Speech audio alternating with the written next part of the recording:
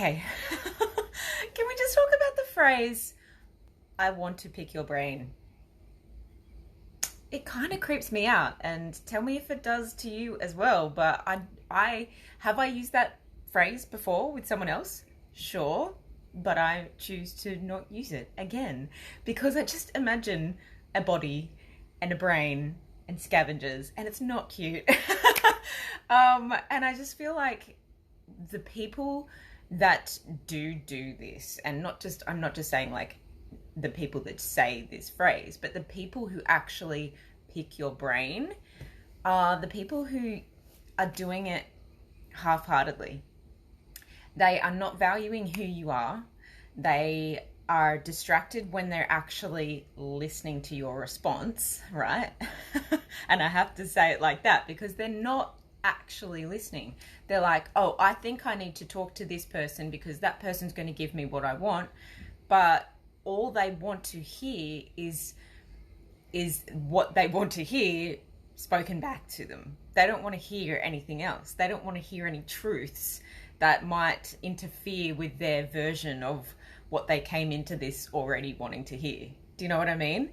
So we need to be aware of these people. We need to see some red flags, and they may not be someone who comes to you and says, I want to pick your brain, but they might be like, oh, can you tell me how to do this? Can you tell me how to do that? And I have a problem with this for a few reasons. People not valuing other people not listening time and time again, and thinking they can keep asking the same thing over and over again, or asking it in different ways and thinking they're going to get a different response.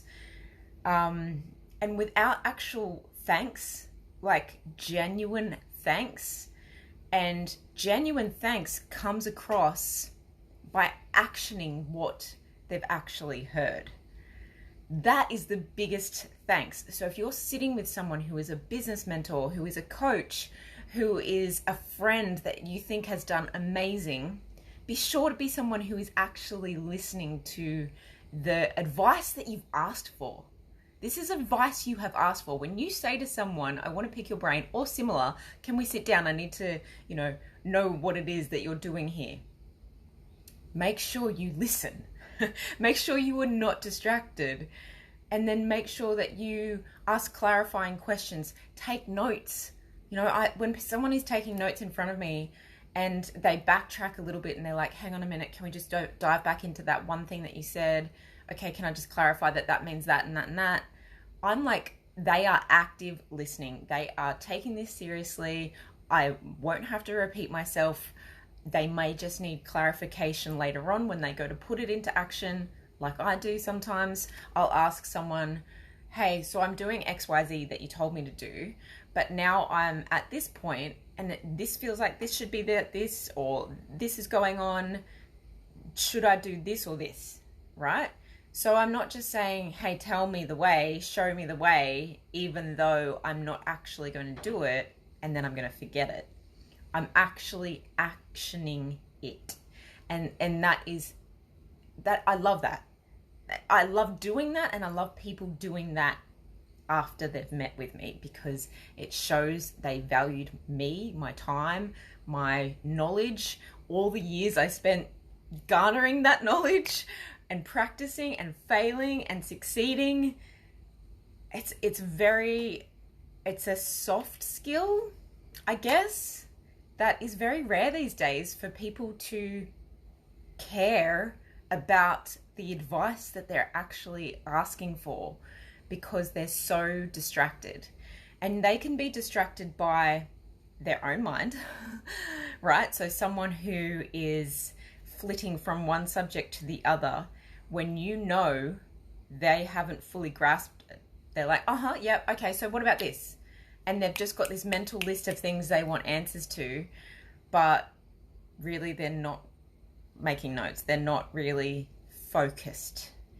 And they could be distracted by their phone, which is so rude. If you have asked to sit down with someone, if you have asked for a phone call with someone, if you have asked for a video conference call with someone that you are not paying, you know, when you pay for it, like, that's on you. You can waste as much time as you want, although I don't like to coach like that. I want you to get the best value out of your 30, 60, 90 minutes that you possibly can. But if you are sitting down with someone pro bono, like for free, buy them a coffee, buy them a drink, shout them lunch, genuinely thank them, you know, hold their hand or shake their hand at the end and let them know how important this was to you. Come into it telling them your intentions. And don't be miffed if someone actually says, do you know what? Let's have a meeting after you've done some research, and you've actually come back to me with a couple of ideas, because then we have some groundwork to go on. Don't be miffed by that. That is such a blessing that someone has said, do you know what? I know you're smarter than this. I want you to go and learn what you need to learn first, because you're going to clarify the questions. You're going to then come into this meeting asking higher quality questions, which are going to get you higher quality answers. So this is a bit of a rant for me right now. It just came to me, but I think that the whole phrase of can I pick your brain and the whole existence of social media has made people very distracted. And I'm not into that. If I feel distracted myself, if I feel scattered myself, I am stressing. I will sweat. I will start hyperventilating. I won't learn. I am not in a state of expanded awareness where my brain is capable of absorbing as much information as possible. I am in shutdown mode of grab. Okay, stay in there. Oh my gosh, you know? So I don't know how people can exist like this so often from the minute they wake up.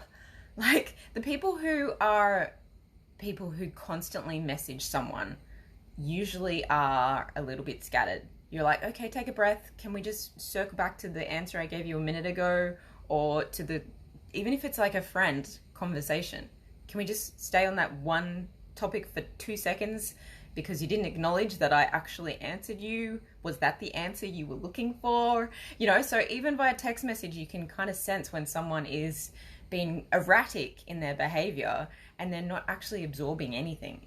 And it can come across as rude.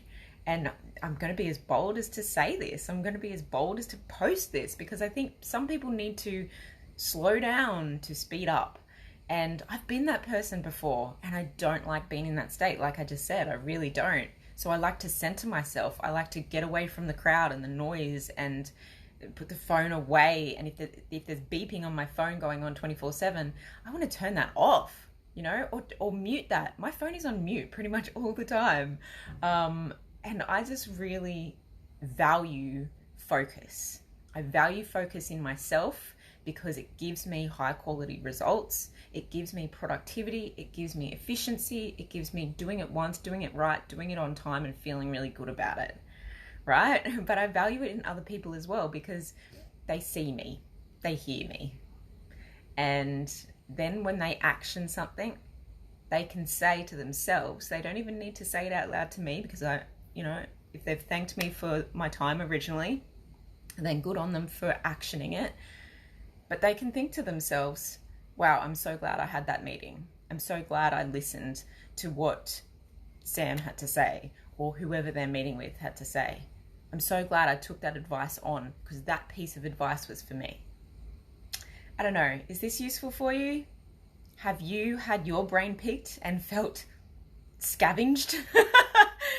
Or are you someone that feels like they really need to slow down to speed up? And what would that do for your life, for your everyday, your business, your home, your organization, your stress levels, your sleep?